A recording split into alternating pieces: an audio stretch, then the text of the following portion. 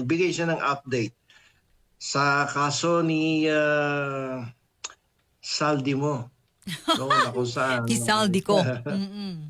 si Saldimo. Okay, Mm-mm. na kung saan sinabi niya sa ating mga mamamayan na ang pamunuan ang administrasyong Marcos ay kasalukuyang nagkakaroon ng close coordination. Yung ating Mm-mm. mga secretaries ng different departments, no, ay nagkakaroon ng close coordination with the officials of the Czech Republic Mhm. in order to expedite the return of the former congressman from party list in Bicol. Mm-mm. So this blog is actually siguro it was created, one, to update the public, and second, to disprove the Mm-mm. allegation of Harry Roque yesterday in his blog, in YouTube channel, na kung saan Yes. sinabi ni Harry Roque that the president is actually the one spreading the fake news because there was no such arrest, no, Mm-mm.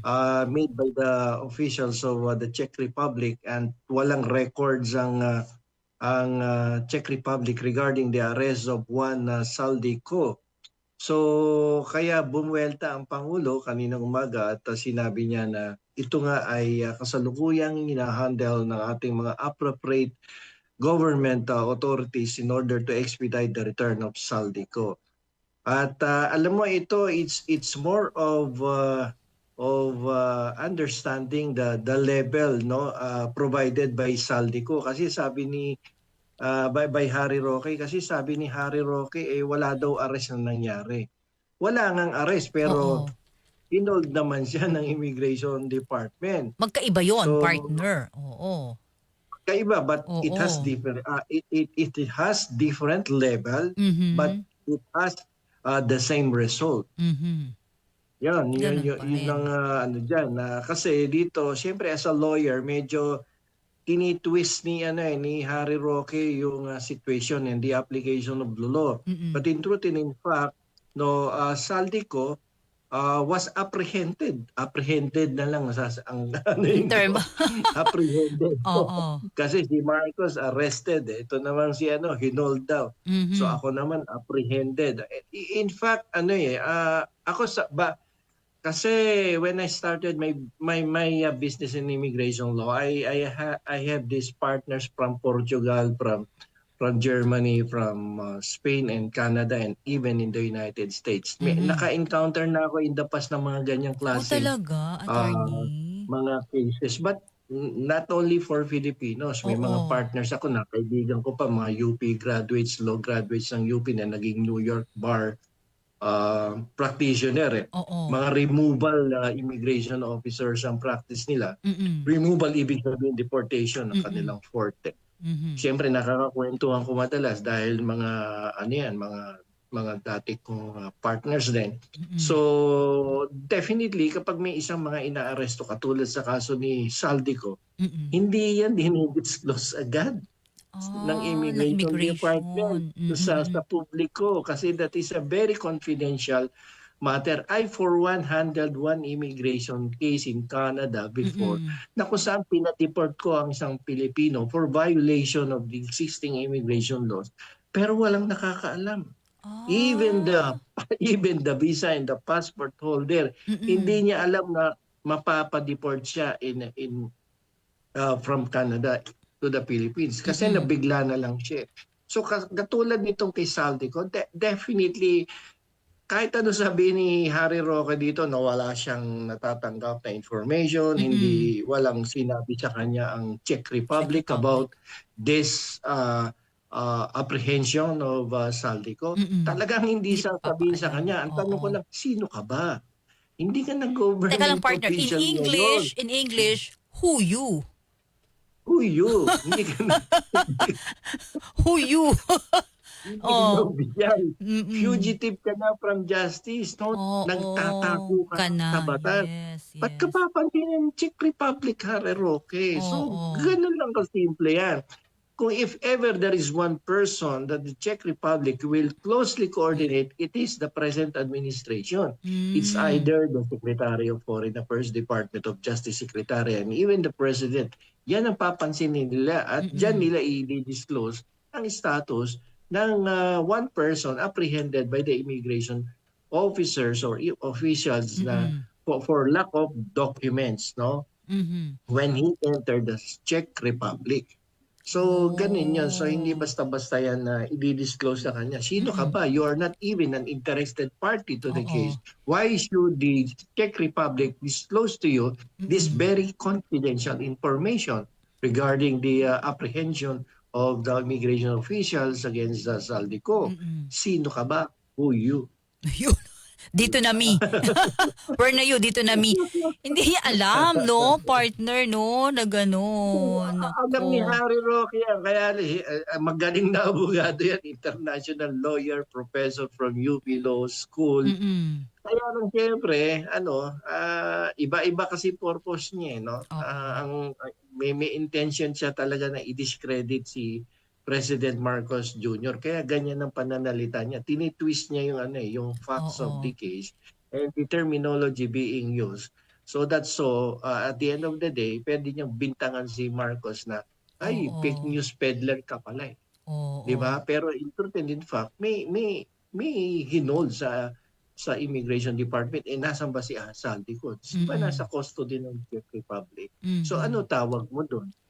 Alam Is mo, it an arrest, an oo. apprehension, or deprivation of liberty? All in Oo. all, different levels, pero isa lang ang intention at purpose niyan. Oo. Ipabalikin dito si Saldi Hindi ko. ko. Pero partner, sabi ni Maylin, no, attorney, ang masakit na madami pong naniniwala kay Harry eh. Roque eh, no? It's up to the Oo. people to kung maniniwala sila kay Harry Roque or Mm-mm. not. Kasi alam naman nila na itong tao na to ay takas, no, sa Mhm. batas. At wala tong intention but to discredit the present administration. At Oo. ano yan? How credible the information na dinidisclose ni Harry Roque? Ang parang Mm-mm. nagiging kalebel niya na ngayon, hindi na mga international lawyers. Si Maharlika na ang kalebel Ka-level. niya ngayon na hindi naman nakagraduate ng college. So, second year lang yata Mm-mm. Mm-mm. narating niya. Tapos yun ang kanyang kadiskusyon ngayon when it comes Mm-mm. to international law. Parang binababa niya tuloy yung Oo. kanyang pagiging dating Level eh. profesor, Oo. mahusay na abogado, Yes. international lawyer. So, ako dati inahangaan ko yan nung hindi pa nasasangkot sa mga kalokohan niya. Talaga. Pero ngayon nawala. Oo, yun Even lang. yung mga kabats niya, may mga kabats siya nakilala ko, sinusukan na daw siya. Allegedly, no, sinusukan Allegedly, na daw sa yes, attorney. UP. Miski tanong mo sa anak mo. Tanong ko kay future attorney Mark Paulo Pahilanga na bata. As we have discussed in the past, the immigration officers of any country has a very broad discretion to conduct search and seizure Mm-mm. ng mga gamit mo, lahat na nasa katawan mo, kahit even in the absence of a search warrant Mm-mm. issued by the court. Napakalakas ng kapangyarihan ng immigration.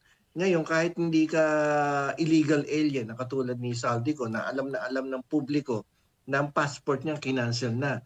And hindi natin alam kung nakipag-coordinate na definitely ang ating pamahalaan sa Portugal, and for sure, For sure. pinaalam sa kanila na Oo. merong pending Correct. criminal case yan dito sa atin, and Mm-mm. perhaps the Mm-mm. government requested the Portugal government to cancel also the golden visa, of Yes. which naniniwala tayo may golden visa yan. Mm-mm. So therefore, siguro nung last biyahe niya, that was the time na na-cancel na yung golden visa niya after the cancellation of the Philippine passport. Mm-mm. So at that time na nag-enter siya sa Czech Republic, wala na siyang document.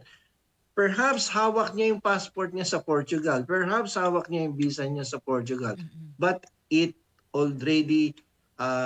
has already been cancelled by the government of Portugal. So lalabas, undocumented ka because the papers that you are in possession at the time you enter the Czech Republic has no valid and legal effect already. It is already declared as void. So, undocumented ka, kahit bit-bit mo yan. Kahit physically meron kang hawak. But if you Oo. will refer to the records, the database of the Czech Republic or Mm-mm. the Portugal government, void na lahat. So, ibig sabihin, wala kang papel. Although Oh. physically you are in possession of the documents, pero Oo, undocumented ka doon in the siya. eyes of the law. Oo, doon siya Diba? attorney ngayon. So, nadali siya Oo, doon. nadali. nadali Oo, ka. Oo. hindi naman i-disclose sa'yo kaagad ng immigration yan ha. Uy, kinancel na Oo. namin yung ano mo ha. Mm. Yung golden Golden visa mo, uy, visa kinancel mo. na namin yung passport mo kahit nagbayad ka dito ng millions of dollars no sa Oo. aming bansa. Kahit nag-invest ka na rito. Kinancel na namin. Bakit? Mm. Nakipag-coordinate sa amin yung gobyerno ninyo eh. Ang dami mo Mm. palang criminal pending cases sa inyo eh. Hindi mo dineklara eh doon sa application mo. So there was fraud. Sa immigration law, it is very important that you should honestly Mm. declare na talagang wala akong kaso kahit Oo. reklamo sa barangay, wala. Pero once they discovered that there was fraud and misrepresentation in your application for like for instance, applying for citizenship, immigrant visa, golden visa, definitely once they have that information na nagkaroon ng fraud at misrepresentation, your visa will be declared as void and Oh. canceled lahat yan. So, Yun ang hindi ko naman nangyari. sinasabing yun nga nangyari, pero kung yun ang Yun nangyari, ang definitely, wala ka na talagang dokumentong hawak, Saldico. Miski you have oo. this physical possession of the documents, but all Mm. those documents are considered as void and Mm. immaterial and wala nang visa yan. Wala nang What ab- legal and binding force in effect. what about attorney partner, yung legal team ni Zaldico, may hahabulin pa ba para sabi nga hindi siya Ano mapabalik sa hahabulin nila sa Pilipinas? Portugal kung dineklara na, Dineclare na. na void yung document niya at Oo. na-discover na may fraud. Fraud pala. Siyempre, ang government natin, pag nagsalita yan, there is always the presumption of regularity. Tama palagi yan. Unless, Mm. otherwise, meron kang ebidensya na ipakikita na contradicting or overcoming yung presumption of regularity. But kung Oo. wala, ay wala kang magagawa diyan. Oo. Mahirap kalaban ng gobyerno. Mahirap kalaban ng Mm. gobyerno 'pag may kaso ka tapos nagpunta ka sa ibang bansa. 'Pag Mm. yan ano ka, 'pag pinilipit ka niyan, wala kang magagawa diyan. Kailanman Yung power talaga, nila 'no? gagamitin nila talaga. Oo. Tsaka parte may aral dun kailanman hindi talaga mananaig ang kasamaan sa Oo, kabutihan, oo, 'no? babalik at babalik ka rito. Hindi Mm. ano, yung sinasabi nga sa law school even sa first year students, the long arms of the law. You cannot evade the long arms of the law. Basta Palagi batas kang 'yan. habulan, makatakas ka man ngayon, Mm. tomorrow, next month, next year, May the long batas arms 'yan. of the law will catch you. Yan yun. Wow. Attorney Bueno, law and beyond. Learn the law, know your